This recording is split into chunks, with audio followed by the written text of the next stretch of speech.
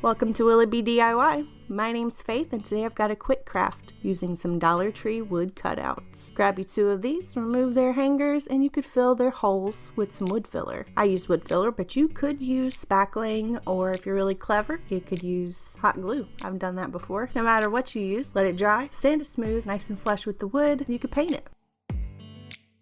I used Harvest Orange for my pumpkin and English Green Ivy for my acorn. Just 1 coat of paint. Let it dry. Distress it a bit if you want. I used burnt umber for this pumpkin to distress, and to distress the acorn I used warm buff.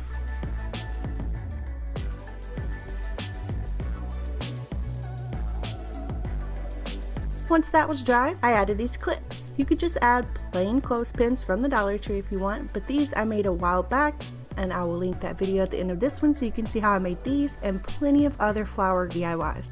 Then we're going to create hangers. Just take you a piece of twine, fold it in half to make a loop. I glue that right to the back of your signs, securing with a craft stick, and then you could just repeat that with the other sign, and that's really it for this one, guys.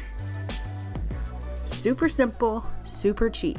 Less than $3 for both of these. The best part, they take no time at all. You spend more time waiting for the paint to dry than actually making these. You can use them for recipes, little notes to your family, photos, or just reminders for appointments or something. Thanks so much for watching. If you enjoyed this video, don't forget to leave that like. And if you want to see more, make sure you subscribe and hit that notification bell so you know every time I upload. Maybe go check out that video on how to make the flowers. And as always, have an amazing day, and I'll see you guys next time.